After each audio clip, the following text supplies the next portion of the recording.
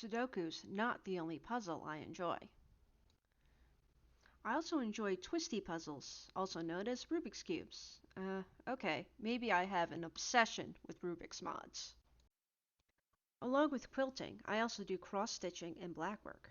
Cross-stitching is actually how I got back into crafting in general. So it occurred to me that maybe I should combine these two things together.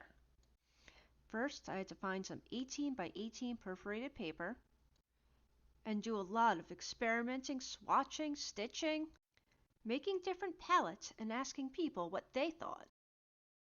Next, I tried to find a new Rubik's brand Rubik's Cube. They come with tiles rather than stickers, but I still had questions about their usability. Were the wells the tiles placed into deep enough? Could I even remove the tiles without destroying the cube? And lastly, why are they so expensive? But Walmart Marketplace came through for me. Or at least I thought they did. Rather than a Rubik's brand cube, I got this. Yeah, it turns okay, but it's not what I ordered. This one has stickers, which isn't what I had planned. I only have one new plan for this cube. I ended up getting an unstickered cube from a different shop, link below. I then had to make 81 little squares, 9 squares for each color. Yikes, time to stitch. I stitched each motif onto the paper, not cutting until I was done with all 9 squares. I kept an unstitched row of holes between each symbol for easier cutting. Once stitched, I use a tiny scissor to make the edges straight without cutting into the thread.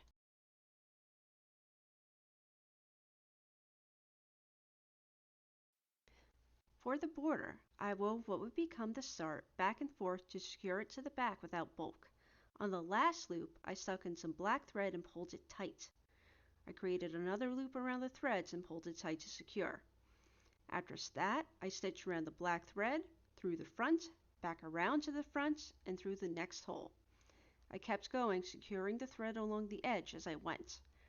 This made a nice border.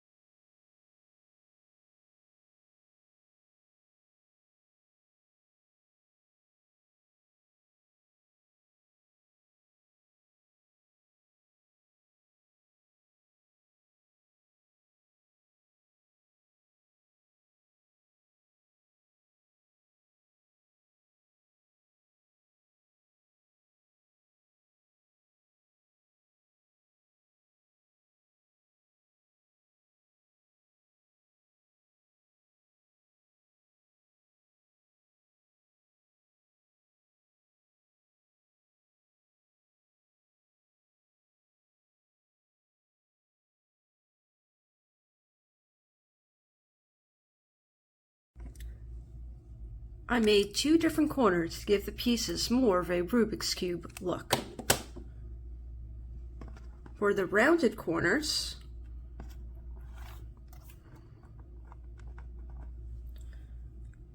I only put in 2 stitches, one on each side of the corner, like so.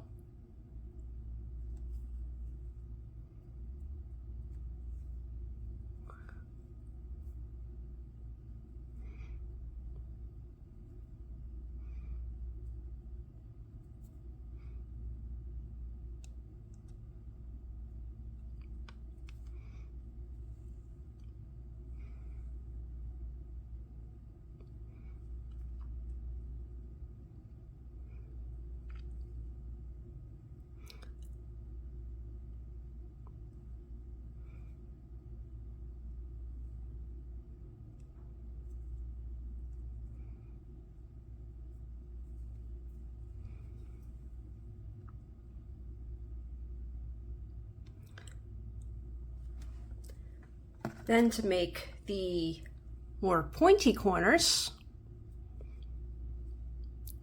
put in more stitches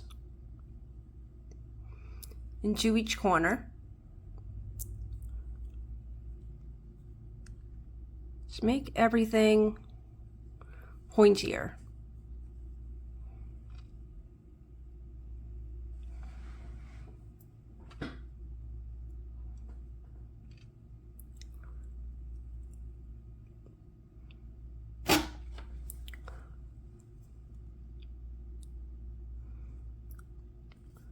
The more stitches I put in, the more tight to the corner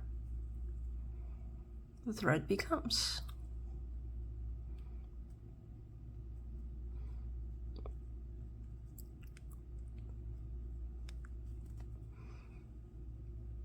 And I just continue on.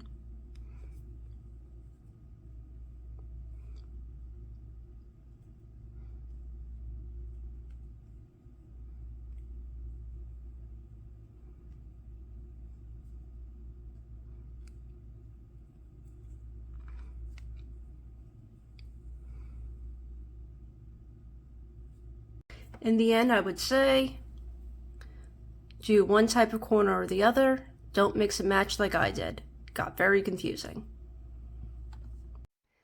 Next, I experimented with glues. I had to make sure that fray check wouldn't discolor the paper or the thread. I also decided to see which glue would look best and if I should put anything behind the pieces. The two glues of choice were tacky glue and E6000. After drying overnight, I fiddled with the pieces for a bit and then turned the plate over to see what would stick.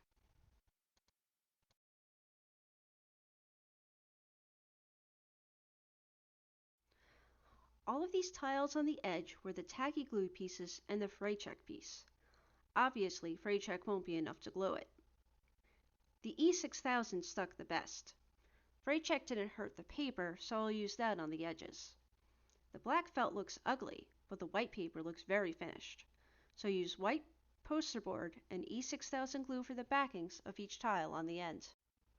After they were all stitched, I marked the cube with a whiteout pen. Now watch this. No! Nah, just kidding. Did I get ya? Now that it's all disassembled, I glued all the pieces on, using my numbers to help me put everything on correctly. And now, the finished product. So now the question is it solvable? The answer is kinda. It's really chunky. So just listen. It doesn't sound good. It doesn't sound nice as you turn it. The pieces get caught on one another. They're already lifting a little bit. So what I'm going to do now is I'm just going to put it into the checkerboard pattern. And it's honestly just the display cube now. Maybe version 2 will turn a little bit better and I'll be able to actually use it as a playable cube. For now, it's pretty.